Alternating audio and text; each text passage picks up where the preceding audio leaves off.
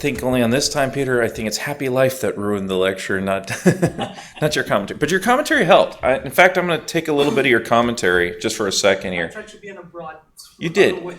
You brought up the drops in the ocean, and since I'm doing this one about the moral compass, so there's how many of us have compasses? I mean, we all have them on our phones and stuff like this, or things like that. But they all point in the same direction. No matter where you are in the world, the compass always points the same, to one point. So if we were sitting there and then we think about that morality, even though, or like you're saying, like all the drops in the ocean, we're all part of the ocean. Same thing with our compasses. Our compasses naturally point to God, to our moral advancement. So with that one, thank you for the inspiration, and like it says, and the lecture, what the reading from Happy Life is right along with the presentation for tonight.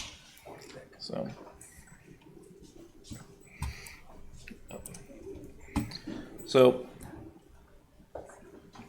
tonight's lecture is based solely on the Gospel according to Spiritism, chapter 8. So. And it was one of these things, and as I said, I was telling them before, since I'm bouncing around to all these different centers, I got a chance to discuss this one with another center, and also bear in mind the recent events we've just had this last week, particularly all of us that had fun in Carnival. And then yesterday, Ash Wednesday, we go into Lent. And if anyone's seen this lecture from 2 years ago, I'm in that same mindset. What did we focus in? What did we put our emphasis on? Are we focusing in on Carnival, party time, and all the negative vices that we're trying to get out of our system before we go into 40 days of ritual purification, especially those that are traditional Catholics? So they do all the bad stuff. Get it out of the way. But then again, what are you promoting? Where is your moral compass pointing? Is it pointing towards God, moral enlightenment, towards moral development? Or is it pointing towards your inner vices, your selfishness, your greed, pride, your ego, satisfying those? In which case, are you moving forward? Or are you staying still? And that's one of the reasons I keep bringing this one up, because I bring this up this time of year, because I know as much fun as Carnival is, that's not the priority. It's the 40 days after. Same with Halloween. We love to get all dressed up, spooks and goblins, witches, and all that other stuff, but then we forget about the very next day, All Saints' Day. Which one is more important? Now, we are all very low on the scale of evolution. It says we're just coming out of a world of trials and atonements, just barely moving into regeneration. So the 5 classifications of worlds, we're like 2.5,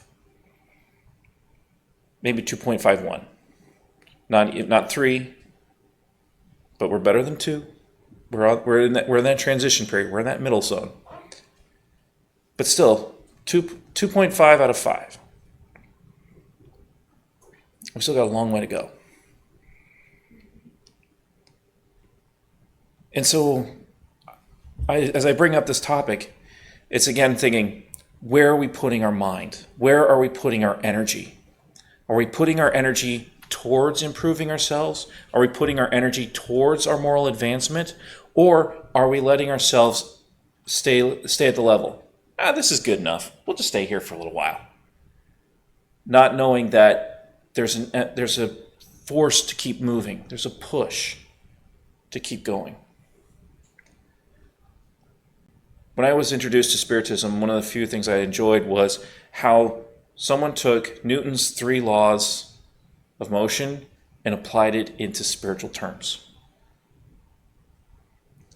So for every action, there's an equal action unless acted upon by an outside force, Newton's law, karma. But the other ones too apply. A body at rest tends to stay at rest unless acting upon by an outside force. That's an interesting one. Now, physically, we don't see that force except for our daily day interactions. As we jostle around doing our interactions with other people and in our work and in school, we do resonate around based upon our experiences in those envelopes. But we have this motion that's pushing us forward. We have an outside force. We can't see it. And that's the divine. That's the spirits. God, the messengers, our mentors, pushing us forward towards this improvement. To the point where they're trying to, using Newton's, the other law, about body motion tends to stay in motion.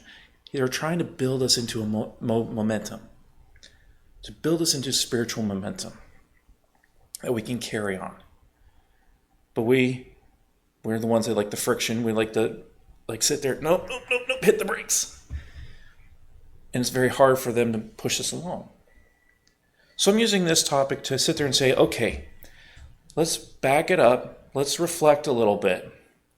Are we putting our emphasis in the right place? Are we focusing on moving forward? Are we focusing on improving ourselves? Or are we just focusing on enjoying the moment? The you only live once mentality. Be wild, be crazy, devil may care attitude, but not realizing that that's very narrow. It's very limited. And for anyone that's read the books of the doctrine knows that's not true. That narrow window is fake. That's the tree from the forests. You're focusing on one tree, not realizing you're part of a forest. And then your succession of lives creates its own forest. Not just one tree. So I sat there and I was like, okay, so I pulled this up. This is the caption, the beginnings of the book. If you ever read the top of the book, it has this whole section here. And for the most part, I'm just staying in the top four. Because the spirit teachings below reaffirm everything above. But I was sitting here thinking about this. When I sit there and reading this, the one that got me the most was the scandals ones. Because when you start there and think about it, in the physical terms, it sucks. But in the moral term, or in the spiritual term, now it makes sense. And it applies to to moral compass. So, and I missed the button. There it is. So, let the children come to me. Let the children come to me, and do not hinder them, for the kingdom of heaven is for those like them. Verily I say to you, anyone who does not receive the kingdom of heaven like a child will not enter it. Mark chapter 10, verses 13, 16. So, Jesus brought in this topic. And for those that have read this, they know that this is talking about the innocence that we have, the forgetfulness of the Spirit as we reincarnate, and how that's a gift, that's a blessing. Because we do take on the innocence of children at that moment. And it allows us to be molded as children. But it also implies, too, that they have that sense of wonder. They're always searching. And then they're being truthful. They're being honest. When you see the young children, they don't pull any punches. They tell you exactly like it is. And yet it has a power to it that Jesus taps into and says, well, look at what happens when you tell the truth, the brutal, honest truth. You're free from remembering the lies. You're free from remembering the stories. And the truth shall set you free. Now you're helping them. You're teaching them. You're guiding. You're pointing out one person's errors with the objective to, okay, let's not do this. Let's turn that path to something better. How many times have we seen that in today's society? In the course of my lifetime, we went from, when I was in kindergarten, we used to be paddled in school. Paddles went away, but we could still bully it out on the schoolyard. Till then, eventually, they'd stop the bullying, stopped it all. Of course, then someone got smart and created Facebook and social media, and then the bullying just left the school, went on that. Then that's being quashed and squashed. So it's like, but we've been trying to sit there and say, hey, bullying is wrong, beating people up is wrong. That's improvement.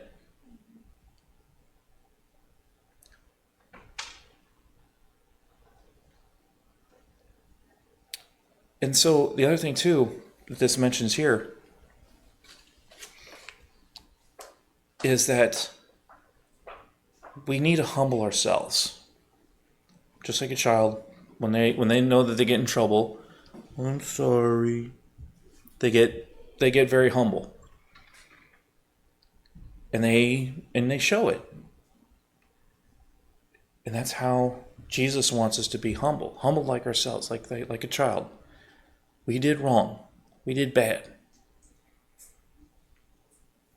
But thankfully, Jesus is not the type of person that goes around and gives us 3 spankings with the belt or the paddle or whatever. He says, yeah, you did wrong. You're going to have to fix it in this life or the next. It's better if you do it in this life, because in the next life, you don't know why. But you still will. That's one of the things. I don't know. Did everyone here get a chance to watch the Devaldo movie that was on YouTube for the month of January? No, that was amazing. That was an eye opener for me too.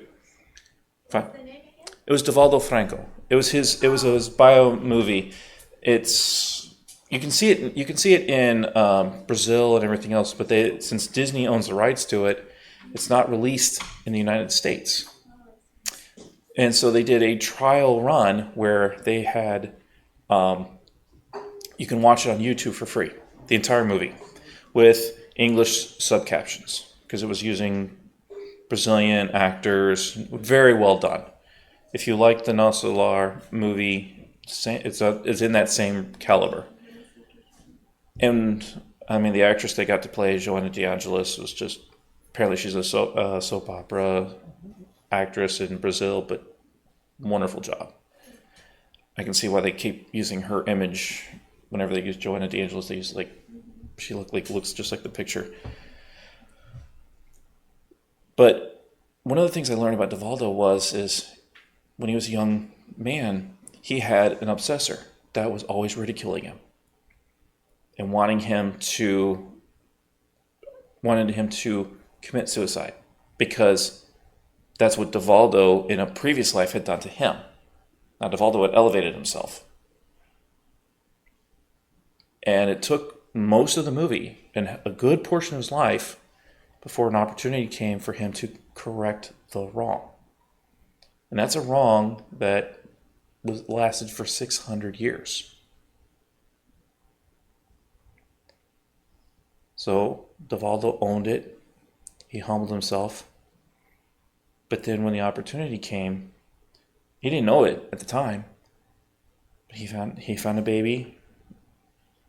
He took it in. He says, I will raise this as my own.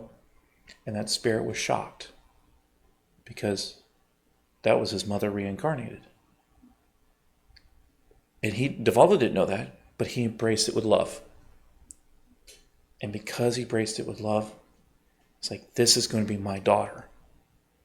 And it basically gave him the things like, as I love your mother, I will love you too. And it broke through and changed. Just like this here. Purity of heart is inseparable from simplicity and humility and excludes every thought of selfishness and pride. Now, reflect back on what I just said about Devaldo. Just taking in a baby girl that was just casually left. Did he have pride? Was he selfish? No. He was simple and humble. This girl needs love. I will be a father for this girl. And he just pulls it up. In purity of heart. Now, we may not all have an opportunity of something as grandiose here, but we do have opportunities. We have our homeless visits every other week.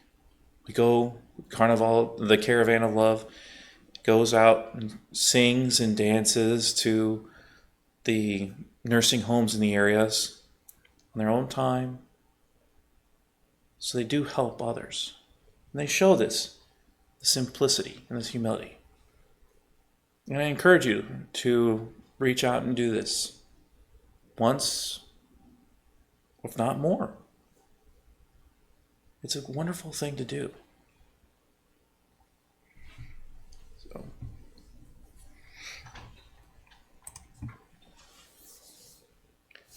I'm going to modify this one just a little bit because I see we have the children in the room today. So, you have learned that it was said to the ancestors, "You shall not commit adultery. But I say to you that he who looks at a woman with a wicked desire for her has already committed adultery with her in his heart." Matthew chapter 5, verses 27 and 28. I was listening to a podcast with Dennis Prager. And this is one of the reasons why he never converted from a Jew to Christianity. Because of this. Because Jesus puts a mandate on to mind our thoughts, to change our thoughts. So let's put this back to the moral compass. We need to be able to move and change. But if we keep thinking bad thoughts, we're stuck. We can't face the direction we need to go. True purity is not only displayed in one's action, but also in one's thoughts. Persons who do not even conceive of wrongdoing have already made progress. Those to whom the thought occurs, but who reject it, are on their way to making progress. Those who have such a thought and take pleasure in it are still indwelt by the evil in all its strength. Now let's go back to that, what I said about Devaldo and his obsessor and the baby. Devaldo showed the first one. He had no wrongdoings. Even seeing the spirit and everything else, he was confused, but he didn't want any ill will to it. He wanted to help, but he didn't know how. Spirit, on the other hand, started off from the bottom. He wanted to hurt Devaldo. He wanted Devaldo to commit suicide, just as he was told to commit suicide by Devaldo in the previous life. But it wasn't until when he saw his mother being adopted, there was the change. He had the thought, he tried to act on it, but now he had this other one here. It's like, if he's watching over my mother, do I need to change my thoughts? Now he's checking himself. And like I said, I was really looking, I was trying to find this on the internet, and my Google skills must not be up to par, because that second line there is very much reminiscent of the old cartoon series where you see a little angel pop up on one shoulder, tell you all the good things to do, and then the devil pops up on your shoulder and tells you what all the things to do. It's like, oh, this is more fun and everything else. And the two kind of battle it out, and the main character has to make a choice in between. And that's kind of like the middle. You have the thoughts coming in. You got the bad thoughts, you got the good thoughts, and you have to sit there and make a choice. So you're on that middle turf. You're recognizing that there's a good way, but you feel the desire to keep doing the bad. But eventually we need to get to the point where there is no devil on the shoulder, that you are doing what's right all the time. Hard thing to do.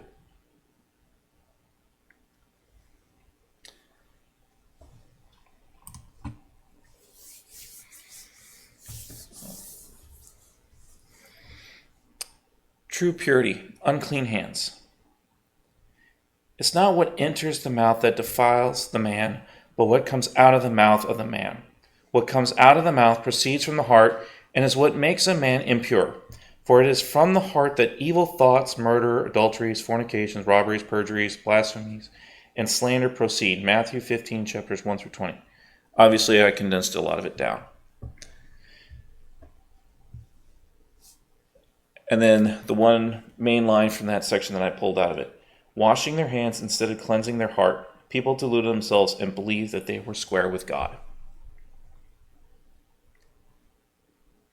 One of the things that brought me to Spiritism is it does, as you study and as you research, how the spirits want to help you so much, but they're always telling you that you need to change. All of us have to be the agents of change. You have to change your life. We can't do it for you. The cliche line, they're leading the horse, us, to water. It's up to us to drink. They're guiding us to a better life. They're guiding us. They're helping us. But we have to be the ones to take that step to make the change. They can get us only so far. We have to do the rest ourselves. So now we have to back it up and sit there like they're helping us. They're pushing. Like I said at the beginning, they're trying to promote the momentum for us to keep doing what's good all the time.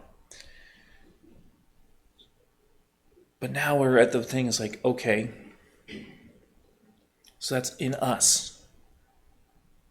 We have to purge ourselves out. We can look beautiful, pristine on the outside, but be hard inside. We got the Snow White movie coming out with the actress Gal Gadot being the evil queen. So we're sitting here saying, okay, she's a beautiful woman, already beautiful, but her vanity is her downfall. She has to be most beautiful all the time. And if she's not the most beautiful, then she gets angry and goes out and of course the story removes whoever's more beautiful than her. So now you can see the beautiful facade on the outside, but the evilness within.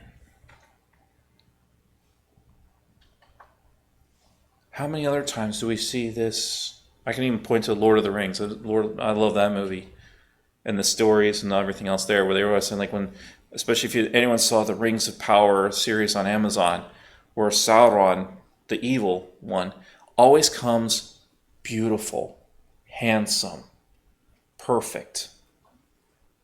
But yet, for those that watch the Lord of the Rings series, and Frodo makes this comment a lot, it's like, for the evil ones to come in seem fairer, whereas the hero of the story came in not looking very pretty. Aragorn was like, I don't know about him. He looks all scruffy, and I mean he's rough, and of course he's been living in the wild and all that sort of stuff. But yet his inner purity was there, and it shows up in the course of that movie. We have, how many of these other movies are out there? How many others can we think of where we have these moral dilemmas, and it's what's within us that shines out? Now, the wonderful thing is that we have the opportunity to change that. We have the opportunity to change within us. in my 20 years. Yeah. I'm now 20 years. I'm just come to my mind. It's like I was introduced to Spiritism 20 years ago this month. And in these 20 years, how much has life changed for me? I was even talking to a gentleman. Says the first time he met me, he knew how much anger I was holding back. The resentment that I was holding into me. That was like ready to explode, lash out. But then over the course of time, studying, reading this, working on the changes inside, and the center says, is it worth it? No. The serenity prayer. Applying that to your day-to-day life. What can I change? What can I not? If I can't change it, why bother? And the wisdom to know the difference. And I started using that towards my own anger. Why am I angry at this thing? Is it something I can change? If it is, then change it so I'm not angry anymore. If I can't change it, why are you angry? You can't change it. Let it go. And then finding out, learning the wisdom to do that. And that wisdom for me has come from what we read, our studies, the discussions, talking with wonderful people like you, and those from the other centers around the country. Having that opportunity to sit there, reflect back and say, is that the best thing to do? Is it really necessary to slam on your horn when someone cuts you off on the road or give them the one-finger salute? Does that really benefit you? Does it change that other driver's behavior? No. Just adopt the other driver's behavior. Yeah, you can adopt, you lower yourself to their level. And is that the course of this? Is that the meaning of this one? No, we're supposed to lift ourselves up. For anyone, like I said, Joanna DeAngelis, found newfound respect of her after watching the Devalda movie. But realizing that she's setting the bar up here. Because she's telling you, it's like, I love you enough to know that you guys can do it. You can learn these tough words. You can learn what I'm speaking of. You have the ability to meet me up here. I don't need to lower myself down to your level. You have the strength to step up. As Peter mentioned in January for his lecture, it's like, God has faith in you. Why don't you? Same with Joanna. She has faith in you. Why don't you? How many other spirits are out there that say the same thing? We believe in you. We know you can do it. Just pick yourself up one more time. And keep going forward. How much does that mean? That we are sitting here knowing that we have the power within ourselves to make ourselves better. One little piece at a time.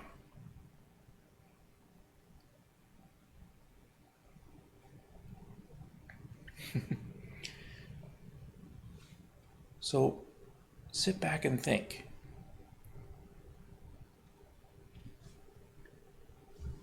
This other part here, people delude themselves and believe they were square with God. Again, another reason why I joined Spiritism, because it did force me to take accountability of my own actions. It wasn't say 3 Hail Marys and call me in the morning. That was formulaic. That was ritualistic. And that's what this whole chapter was. For those that read all 20 verses here that I cut down for this, when he's sitting there saying, like, because here's the apostles, they're hungry, they haven't had a chance to wash up, but they start eating. And the Pharisees, he says, like, you didn't clean. You're unclean. You can't eat. You're unclean. You got to go wash yourselves. And Jesus says, there's like, I'm sorry. They may have dirty hands, but they are pure of heart inside. I see into your heart. And I see while you do the motion of ritually, oh, I'm ritually clean. Same like Pontius Pilate. I washed my hands of this. But yet, he's still reviled in the book.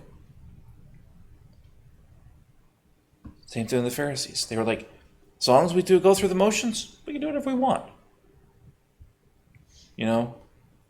Go murder somebody, go to church, repent, go and say like, bless me, Father, for I have sinned, and expect to be, oh, I'm absolved.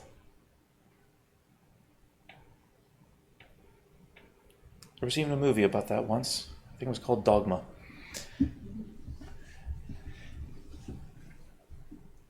And it put to light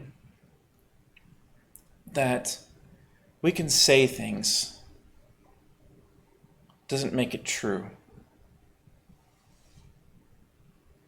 Actions always speak louder than words. And even though, for many of us, we go home, when we think we're in the safety of our own home, we're like, then we like, oh, what a day. I couldn't believe this, da, da, da. And we start venting or doing whatever. Is that what we need to do? No. We're letting that toxicity explode out of us. But are we purging it? No. We're expressing it. And meanwhile, we're spreading that toxicity to those around us. So what do we have to do? We have to clean it out. We have to clean ourselves out. And make ourselves better from the inside out.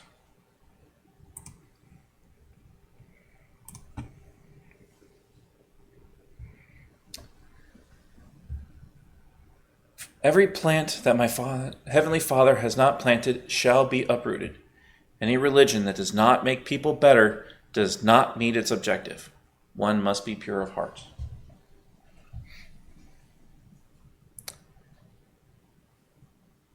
As much as I love Star Trek, I cannot abide by the Church of Kirk. Is it making me better? I don't think so. Great in idea, great in theory, not very good in practice. How many other religions out there, or not even religions, paradigms, ideologies, even politics? When you start looking at those and apply this broadly, does it make people better? Does what our children learn in school make them better?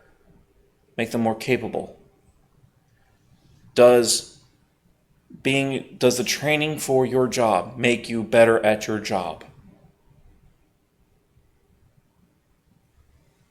It says, following politics, you see that this battle is waging out big time on the stage.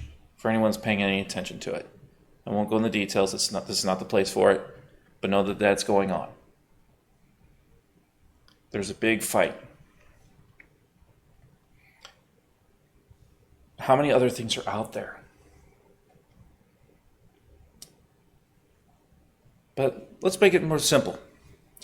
We're here, we're in Orlando, we got Disney, we got Universal, SeaWorld, we got all these theme parks. We all love to ride the rides. But if you were sitting there saying like, no, I have to ride this ride and ride it all the time. I can't ride any other rides. Does that make you better? No. You may like that ride, you may enjoy it. But what is the consequence of it? Someone else can't ride it that may have never ridden it before in their life. You've taken up a seat. And you don't have a chance to ride any other rides to enjoy what they are. Is Disney better than Universal, or is it better than SeaWorld? Well, that's obviously an opinion choice. Each one has their pros and cons. I'm using that generally, but I was like sitting here like, but it's still, which ride do you go on? You choose which one's best for you. But now let's, again, take it off that. But using that as an example, how do you make yourself better? How do you make your children's lives better? Your friends, your coworkers, maybe the people that are your subordinates at work. How do you make their lives better? There's a variety of different ways, but are you mindful of that? You have someone at your job that always does this one thing, or like a bully at school, like what happened with my daughter. They ever learn? No. Did people try? I don't know. You don't catch up with your bad effect just by reading the name. Yes. Yep. So too much theory, not too much practice. Mm-hmm. Exactly. Too much theory, not enough practice. So we need to put the effort in, just like going to the gym. You can stare at the machine. You can read all about calisthenics. You can read about exercises, but until you actually do them, it doesn't help. I'm still sore from this morning, actually. But again, what's the point? Are you making yourself better? Are you making those around you better? You gotta promote yourselves. Make yourselves better. Well, talented artists as you are, but you're still improving, right? You're always learning for new techniques, new styles. Definitely. And why not? I mean, we've seen his work. It's gorgeous work. Then there's others out there. I always mention Akiana, masterful artist. And we have others, Picasso. And we have all very different levels. Go to Tampa, go to the Salvador Dali. There's some works of art, masterful, amazing. And there's other ones I'm scratching my head on. Lobster phone, really? But that was art. It's like, that one may not be me. But some of these other ones out there, wow. So we're promoting ourselves. We're improving. I'm giving many, many different examples here.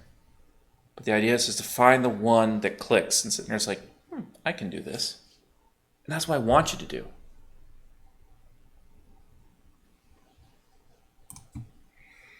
For the last little section here, scandals. If your hand is a cause for scandal, cut it off.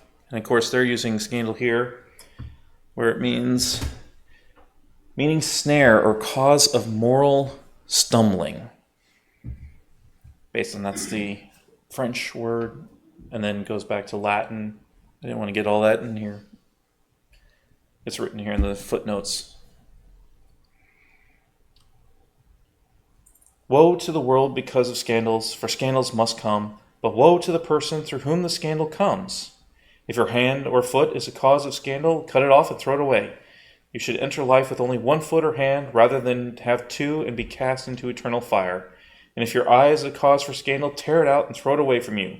You should enter life with only one eye, then have two and be thrown into the fire of hell. Matthew chapter 18, verse 6 through 10. And then right below it, the line from the chapter, scandal is the practical result of bad morals.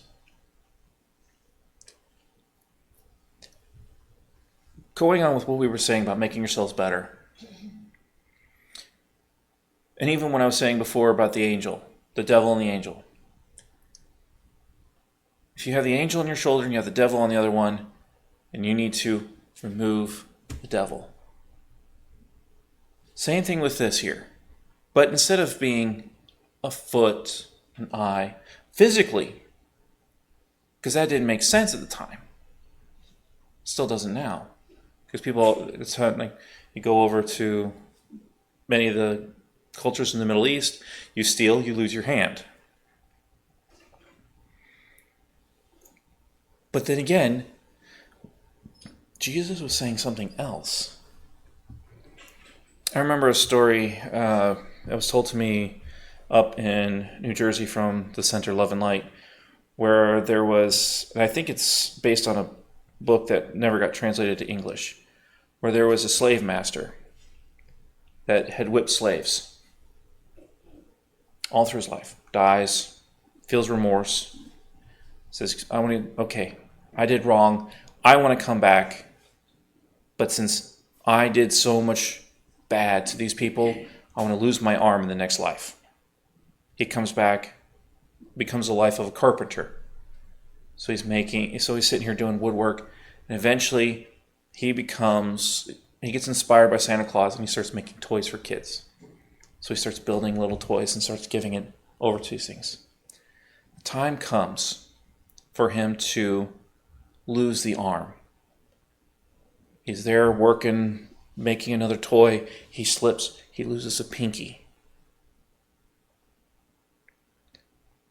I move on. And then when he passes on, he remembers that, hey, wait a minute. I said I was supposed to lose an arm. That's right. But this life, you brought joy to so many children by making them toys. Your punishment was reduced.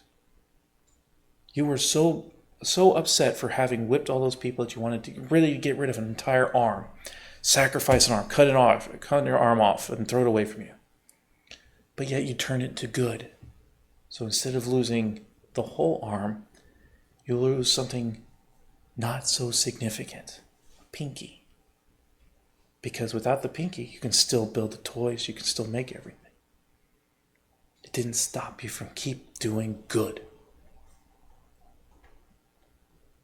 And that's what this is about. Promoting yourselves to be the better. And if it's not working for you, if it's making you go into sin, find a way to cast it away. That's why I pick this one always around this time of year, like this one or Halloween, because you have the choice this week. You had the choice, let's put it this way. You had all the sin, the vices to get out, and then Wednesday hit. 40 days of purification. But did we look at it wrong, right? Or do we need to flip it around? Why did we have to do all this sin? Because we got 40 days. Are we just doing it to sit there and do the feast and famine type thing? Gotta get myself fat. That's what Mardi Gras is, Fat Tuesday. Gotta make myself super, super fat so that when I go on the 40-day fast, I can lose that fat and still survive. So that by the time I get through the 40 days, then I can eat again and go right back to what I was doing. Kind of defeats the purpose. You're working around it to keep doing the bad stuff. That's like, oh, I was holy. I went to church on Sunday. Meanwhile, you did all kinds of bad stuff during the rest of the week.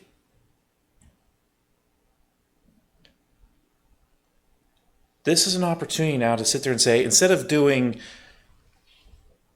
chocolate or, giving up something material, something physical, give up something moral, a moral vice. Use this opportunity to learn and to grow. Shed pornography, short alcoholism, short smoking, something that hurts you, that hurts others around you. Now's the time. 40 days, usually that's enough time to build a habit. And the good thing is for those that are doing this, if they choose to do it, you have support. Because you can sit there and say, I don't know what you're giving up, but you're giving up something. I can see you're struggling. That's okay. You can do it. That push. Just keep going. One more day. One more week. Keep going. Don't know what it is you're struggling with, but that's okay. Keep going. 40 days. Enough to change a habit that hopefully breaks that. So that when next year comes around, you can do something else and purify yourself slowly, time after time after time after time. Just like Benjamin Franklin when he did his 25 virtues. he would focus on one virtue a week, and he would keep focus on did I go through and improve myself, and usually so he would put a dot each time he goofed. No, I wasn't. So he'd go through and put dots. By the end of his life, it wasn't clean, but the amount of dots went down a lot. So that's what this topic is about. That's what I'm going to apply for you all. So that you go through, find something, get rid of it, focus in on the positive message. Now's the opportunity, this time of year, and of course we have another one in November, now's the opportunity to give up something you don't need. Give up something that hurts you. You know? It doesn't have to be something like, I can't live without. It's like you're putting it aside for a little bit and like, I can't wait to have you again in a few weeks. No. Make it something that you wanted to get yourself away from so you can cast it away. Throw it away. Don't carry that clutter on with you. How many times have we seen that little video or the cartoon where it's like there you have the Grim Reaper standing there in front of the grave and says, "Nope, you got to leave that over there." And it's a rich man with all his money bags, all his sacks of money and everything else, and he says, "Nope, you got to leave it over there. You can't take that with you." Same thing. What is something you can't that's holding you back from going to God, to Jesus? Having your moral compass point onward to your moral improvement. What's making you stuck? Get rid of it if you can. Maybe it's a little bit. Maybe that's enough to start building the momentum and inspiring others to also build the momentum up to make the improvements. Because as one person starts and another person starts, you start a movement. And then a community, go up to a nation, the world. And then we get to a world of regeneration and all that faster.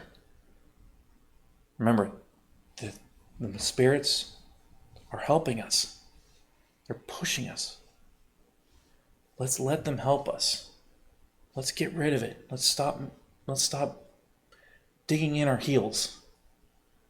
Saying, no, I don't want to go. Let's go. With that, I believe it's time for a wonderful meditation.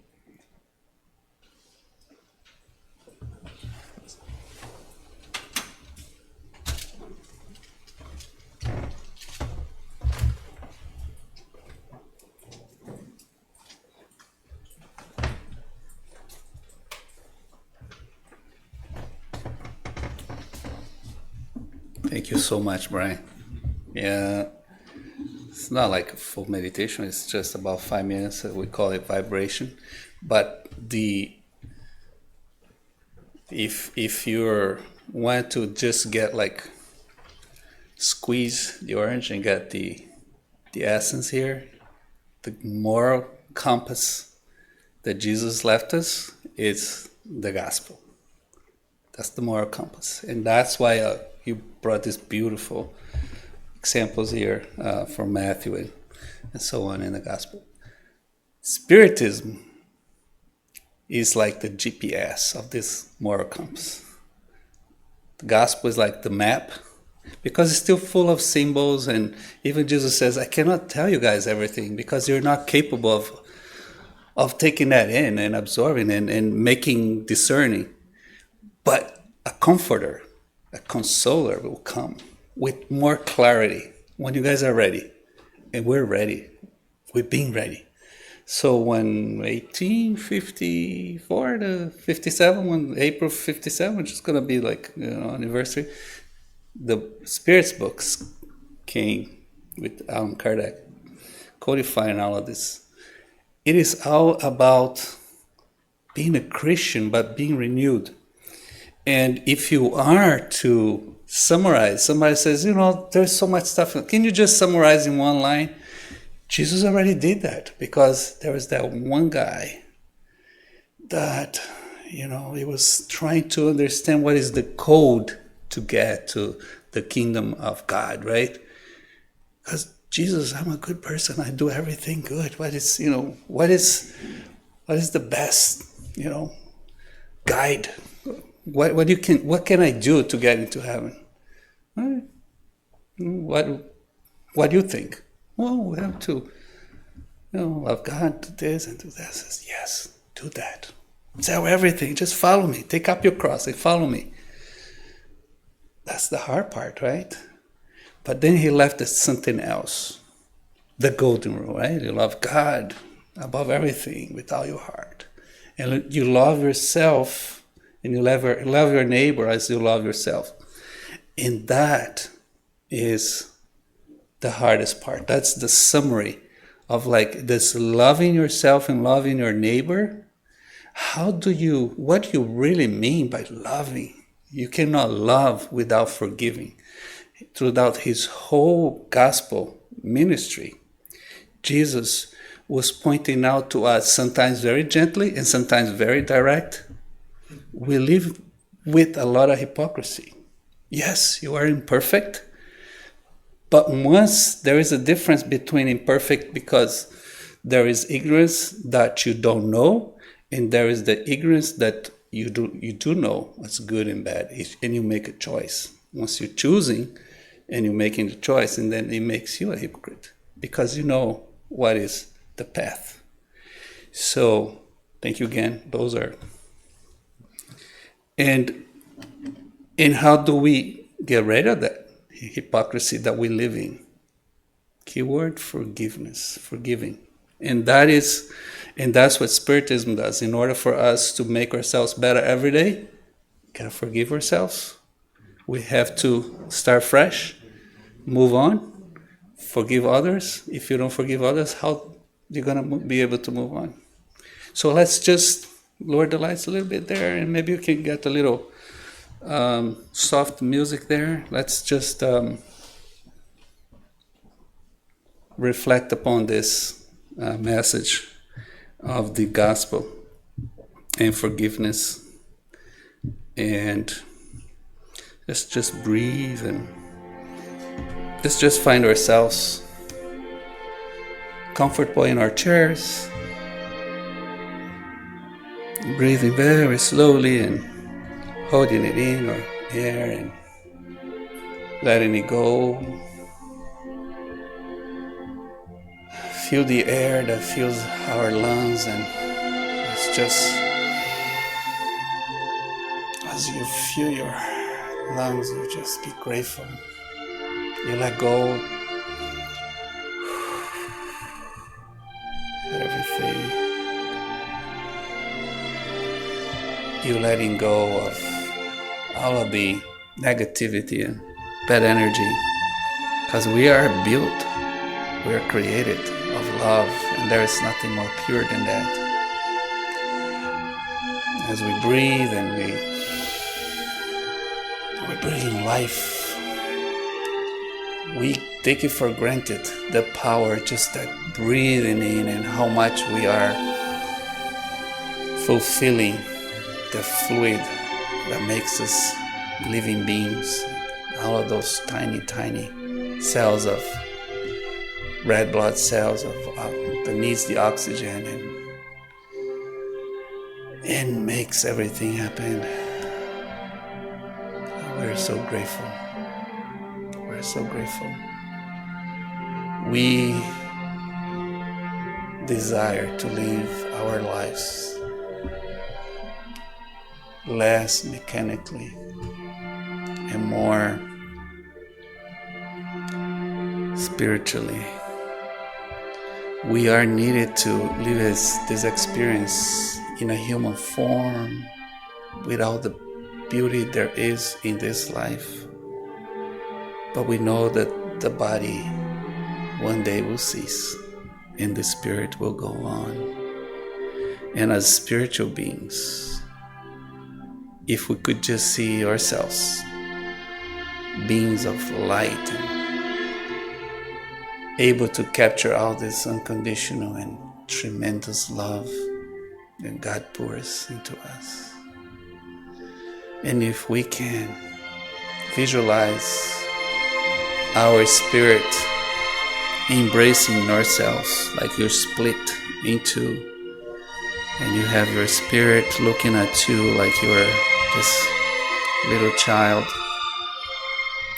going through so much stuff here in this earth, this temporary life. And that more mature spirit that we are embraces that child and say, it's okay. You will do it. You will get through it. This is who you are. Don't worry. You will be okay. I'm with you. God is with you. Thank you so much, God. Thank you, Creator of life, loving Father. What a journey this is. And we feel the embrace also of our spiritual mentor, our guardian angel. God, it's so good to us that He wants to make sure that we are supported and guarded and cared for. And we're grateful for that angel that guards our family, guards ourselves, and help us with inspiration, even in our worst moments, so we can be connected to a higher power, to this higher force. Thank you so very much, God. Please be with those who are in the dark, lonely, desperate, suffering all kinds of pain and violence and illness. Please be with them. Let us be your instrument of love. Let us be the peacemakers that you intend us to be. Our heart is pure, but our heart gets more pure with the actions that we bring forth. The more we humble ourselves to help others, we are helping ourselves. We're making ourselves closer to you. Thank you so very much. Be with all of us. Take care of every need that each one of us in this room and the ones that are not here, that we care for, they may receive. It is through Jesus, this wonderful, perfect Spirit, our motto and our guide. It is through Him, because He promised and He delivered. Whatever you ask, my Father, through me, you will receive it. It is through you, Jesus. It is through you and through your legions of angels that care for this planet. Help us all. Help us all. In the little things and in the big things that we need to accomplish. And so be it. So be it. With that, I think Sabrina or Fernando is going to invite us to the classes. Thank you.